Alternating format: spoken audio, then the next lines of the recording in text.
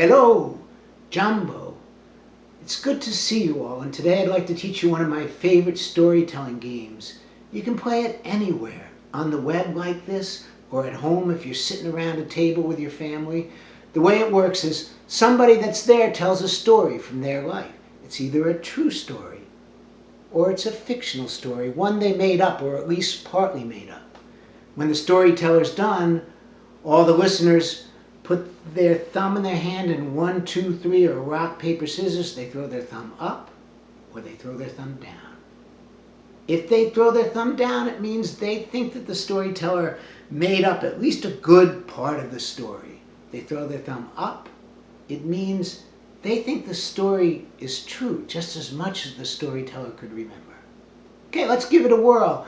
For fun today, sometimes we tell one story each and go around. But for fun today, I'll tell you two. One will be true and one will be fiction. You have to guess which is the true one and which is the fiction one. Are you ready? Okay, here goes. So when I was 15 years old, my family went on a trip. First time I ever flew on an airplane, we flew across from New York City to Amsterdam. We landed in the city of Amsterdam where my parents had arranged for us to have purchased a brand new Volkswagen van, the car vans of the day. Well, we needed a van because there were 9 people in our family: Joseph, Mary, Ann, John, Paul, Jean, and Victoria. Can you guess what religion we were? Anyway, back home, Dad had prepared for this, and he had made a homemade luggage rack that we could attach to the top of the van when we got it, and we would keep our luggage in there so there was enough room inside. So you're with me so far? With our luggage in the rack and all of us in the van, we set forth and traveled through Europe.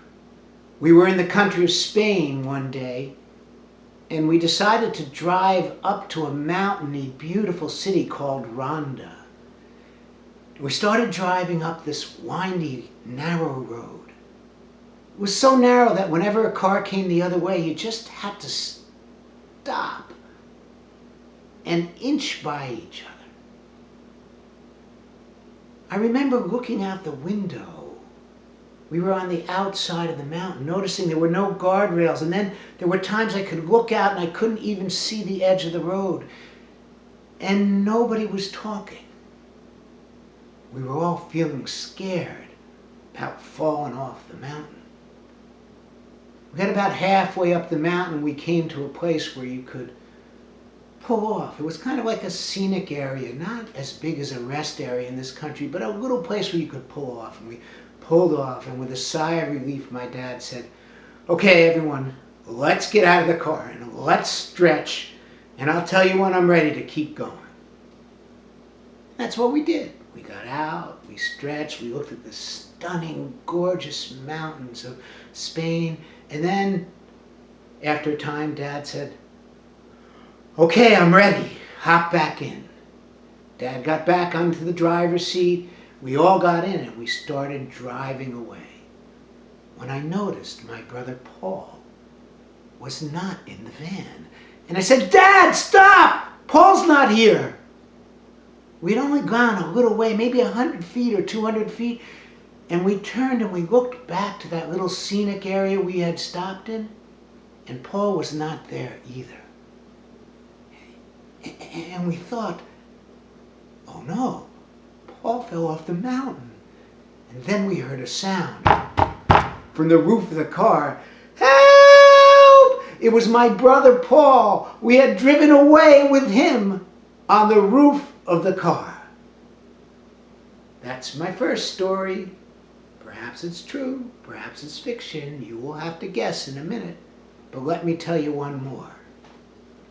So a few years ago, I was visiting Los Angeles, California, where my son Julian lives. My, at the time, 27-year-old son Julian lived. And there was a day during the visit where he had to work, and I said, "No worries, I think I'll go run up in the mountains on the east side of the city. There's some beautiful mountains there in Los Angeles." And he told me about how to get to Griffith Park. When he left, I put on my running shoes and I ran up to Griffith Park, and then I started running up the trail that went up the mountain, and I hadn't got but a few feet when I saw a kind of a big sign at the entrance to the trail that said, "Warning, there are mountain lions in these hills." And then luckily, it went on to give a little more detail. It said, if you see a mountain lion, don't act afraid. Puff up your body so it looks big and look at the mountain lion fiercely. And then it said, once you've done that, slowly, carefully, so as not to fall, walk backwards, keeping your eyes all the time on the mountain lion's eyes. Well, it was a good thing that I read that sign, because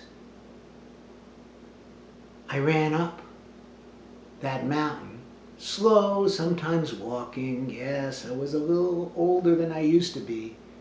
And when I got to the ridge, I started running along the top edge of the mountain. It was stunningly beautiful. You could see out to the city of Los Angeles, and in the haze you could even make out the ocean on one side. And if you looked the other way, you could see the valley and the cities on the east side of the mountains. Now there came a point where I thought, I'd better turn around. I'm only good for 6 to 10 miles, and I've run long enough. So I turned around and I started running back along the ridge. But I kept having this feeling, strange. It was like there was something behind me, and I'd stop and I'd turn and I'd look, and there would be nothing. So I'd run on, and I'd have it again, and I'd look, and nothing. It was weird, because I don't know if it's ever happened to you, but like as I was running, like I had the hair on the top of my neck.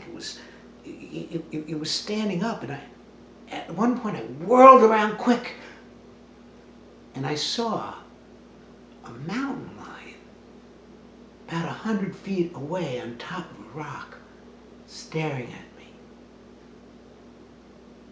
It's a good thing I read that sign, because I remembered, and I puffed up my body big. I tried to look fierce. My heart was going 100 miles an hour, boom, boom, boom, boom, boom, boom, boom, boom. But I tried to be still and look fierce and big. And I did what the sign said. I slowly walked away, keeping my eyes right on that mountain lion. And I backed away, and I backed away, and I came around a little curve in the mountain trail, and I kept backing till I couldn't see the mountain lion any longer. And I went a little further and a little further, and only when I was confident did I turn and run. And boy, did I ever run fast, back down the mountain and back to my son's house. And I'm here today to tell you that story, so you know it had a happy ending. Okay, so those are my stories. Are you ready to guess? There's a story about my brother, driving away with my brother on the top of our van, and the story about me seeing a mountain lion in the hills to the east of California, Griffith Park. Are you ready? The story about the mountain lion, true or fiction? Now let's do this. 1, 2, 3. That story was fiction. I did go to the park. I did go running. I did see the sign. But luckily, I never saw a mountain lion. The story about my brother on the roof of the car. Are you ready? You know which one to throw this time. 1, 2, 3. That story was 100% true, as best I can remember it from when I was 15 years old. Well, thanks for listening today. I hope you take this game and play it. It really can create hours of fun, but it can be one story too. Take care.